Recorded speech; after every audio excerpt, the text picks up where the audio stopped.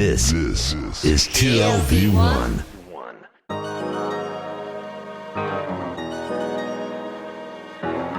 The Tel Aviv Review with Gilad Halpern.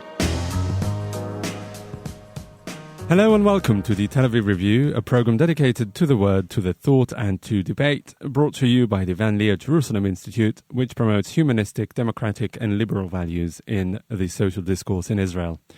I'm your host, Gilad Halpern, and every week I'll be engaging in close encounters of the intellectual kind with writers and scholars, or simply people of ideas of all types and vocations who have done something to make our lives a tad more interesting. My guest today is a post-doctoral fellow in Israel studies at Concordia University in Canada and the author of a forthcoming book entitled Masculinity and Power in Irish Nationalism, 1884 to 1938, that will be published shortly by Palgrave Macmillan. Though the title doesn't necessarily suggest it, the book relies on a comparative framework that draws parallels between Irish nationalism and Zionism. And the author is now joining us on the line, Dr. Aidan Beatty. Hello and welcome to the Tel Aviv Review. Hello, thank you very much. So I'm trying to understand where the idea came from. Does Irish nationalism lend itself to comparison with Zionism more than other 19th and 20th century European national movements? I think it does, yes. A long history of people arguing actually something completely different, which is that Irish nationalism is very similar to Palestinian nationalism.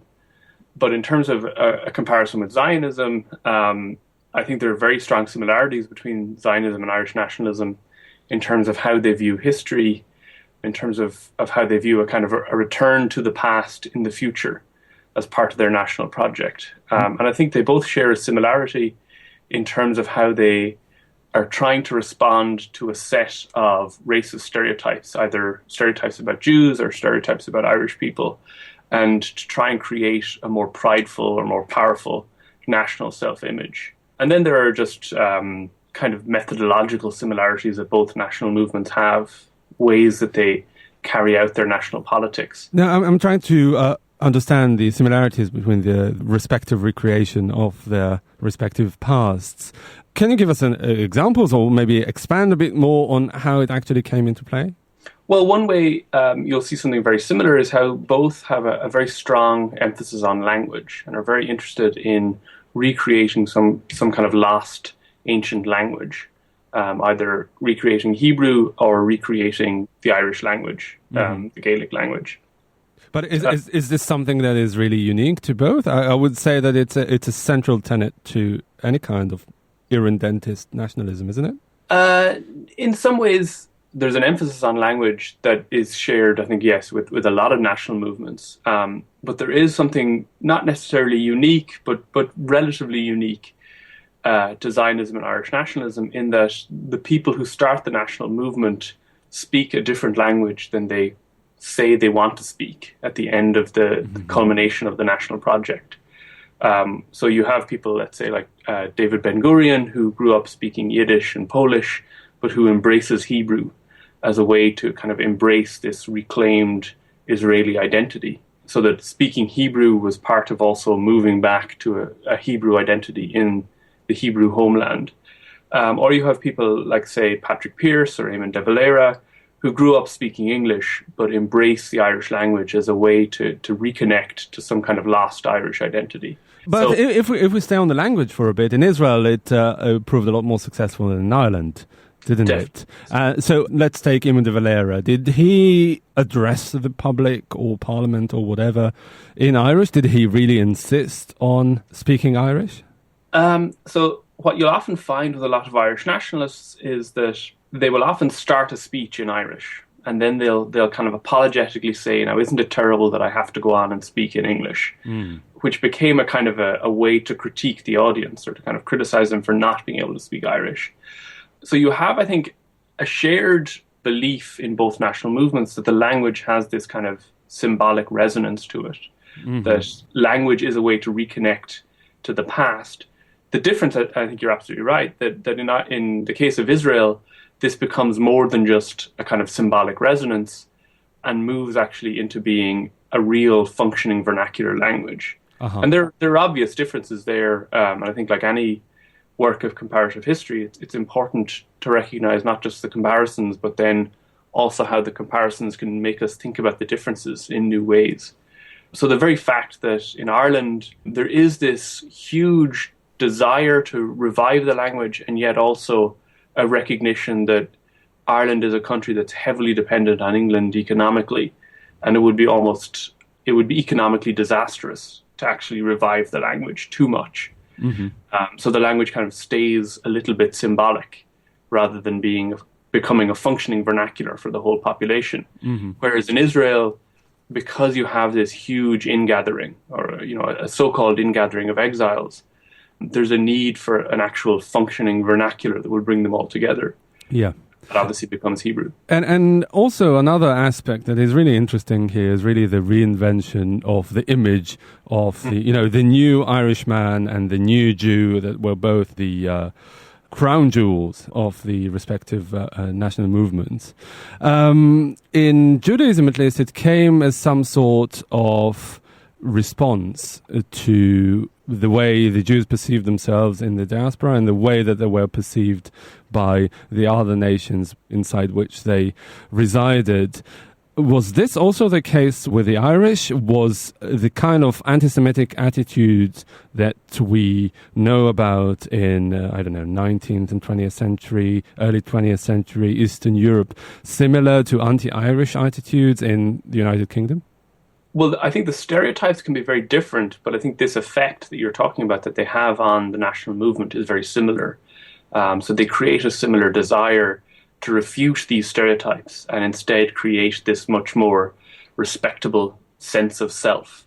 So you'll find a lot of stereotypes in 19th century Britain that really come to define what a lot of Victorian British people think about Irish people, that they're unhygienic, that they're prone to drunkenness, that they're prone to being less intelligent than their British neighbours and things like this.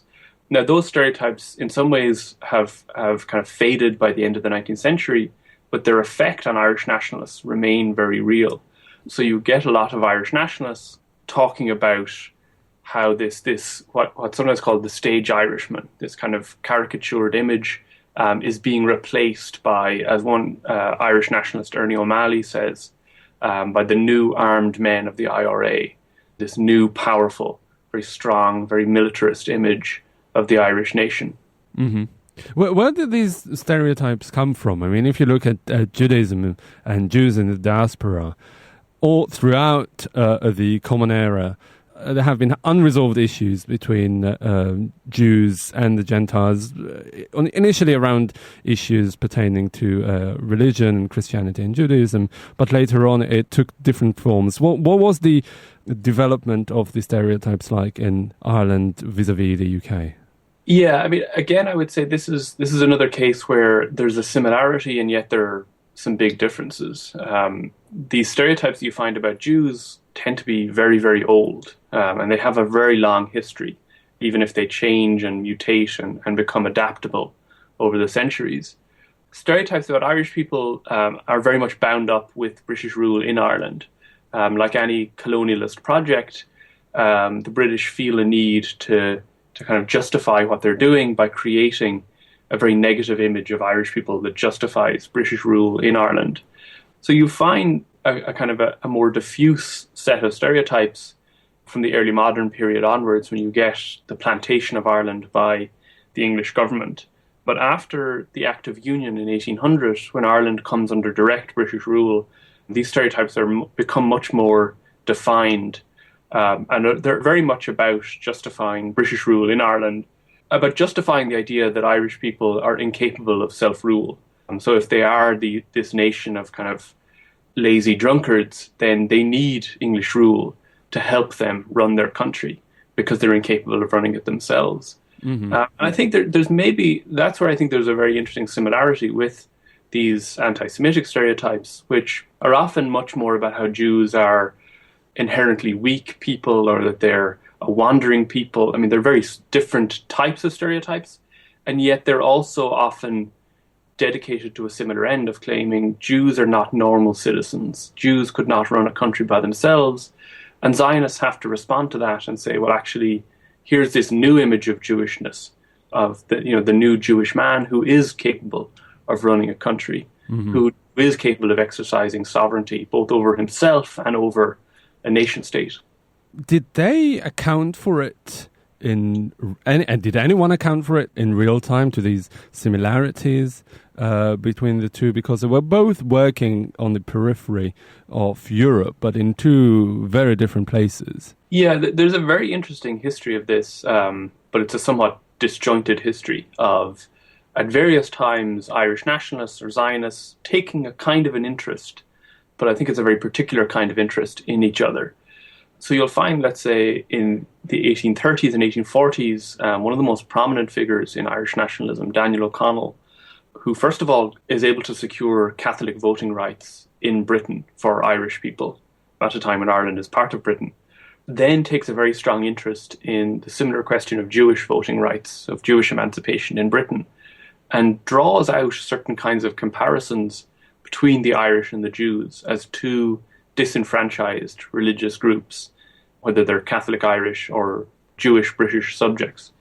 Another Irish nationalist, Michael Davitt, at the start of the 20th century, is in fact the first Western journalist to visit Kishinev after the pogrom there, and again makes a number of comparisons between being Irish and being Jewish. And so just as he felt that separatism from Britain was the only solution to the Irish question, he, in both journalism and in a book that he wrote about Kishinev, becomes a very ardent supporter of Zionism, saying that only Jewish statehood can solve the Jewish question. But in a sort of a roundabout way, when you read into what he's saying, what he, I think, is really arguing for is that his use of Jewishness is really about Ireland, that he views Jewish history through an Irish lens. And I often question whether it's an interest in Jews as much as it is an interest in his own Irishness that he expressed. There is some sort of a prism to reflect on himself. Absolutely, yes. And you'll find similar things in Zionism, particularly in the 30s and 40s, when the relationship between Zionism and the British starts to become a lot more tense. When Zionists realize that the British are not as pro-Zionist as they once thought, they start looking to Ireland, or at least more radical revisionist Zionists start looking to Ireland as a kind of a model for how to kick the British out of your country. And there are various famous examples of this, that Yitzhak Shamir, when he was on the run in the 40s, his pseudonym was Michael, in honor of Michael Collins. And Avraham Stern, the founder of the Stern Gang, another very radical Zionist, translated from English into Hebrew a very famous Irish nationalist text, The Victory of Sinn Féin, by P.S. O'Hegarty, because he felt that this provided a kind of a roadmap for how to achieve Zionist ends in Palestine. Right, and around 1917, with the publication of the Balfour Declaration, was about the same time that the Irish uprising took place that later led to the independence and the establishment of the Republic. Did anyone, including in Britain, draw parallels between the two questions in real time? I've never come across anyone at that point drawing parallels. Interestingly, though, Balfour, prior to being the Foreign Secretary and issuing the Balfour Declaration, was in fact a British official in Ireland. And even though he was very sympathetic to Zionism, he had very little time for Irish nationalism. So there's an interesting departure there in how he viewed these two national movements. Yeah, how would you explain his very different takes on the two? Well, I think because his support for Zionism was part of it was a part of his British imperial politics, that he hoped that Zionists would become a kind of a set of clients for the British and would become a kind of a wedge to drive into Palestine, to take control of Palestine for the British. So in a sense, he's hoping to use Zionists for British ends. And for similar reasons, then, he's opposed to Irish nationalism because he sees it as something that's opposed to British interests, that it's not in Britain's interest to to give up rule in Ireland and hand it over to a group of Irish nationalists. Mm-hmm. It's really interesting, as you said in the beginning, that Irish nationalism is today more associated with Palestinian nationalism than with Zionism. How do you think this transition went about? Do you think that it was primarily Zionism that underwent this evolution, or was it Irish nationalism? I think it was both, and I think you have something that matches up very neatly in time, that around about the late 1960s, there's a shift in Irish republicanism in Northern Ireland, rather than in the Republic itself, where it begins to become a lot more left-wing, it begins to identify a lot more with anti-colonial movements elsewhere in the world, whether in Vietnam, in Algeria, in Cuba. They start, Irish Republicans and members of the IRA start to identify very clearly with these kind of anti-colonial movements. And so they kind of latch on to the Palestinians as another example of the kind of struggle that they believe they are fighting in Ireland. And around the same time, you get a kind of a decline in support on the left in Europe. This is almost forgotten today, but Zionism was once a kind of a left-wing cause in Europe, and slowly it gets replaced by support for Palestinian nationalism. So the European left in general becomes more suspicious of Zionism at a time when Irish republicanism itself is becoming more left-wing and embracing that pro-Palestinian feeling.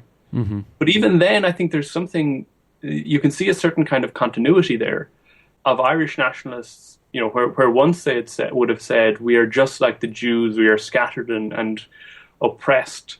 Today, you'll find Irish Republicans saying, we are just like the Palestinians. We live under some kind of occupation.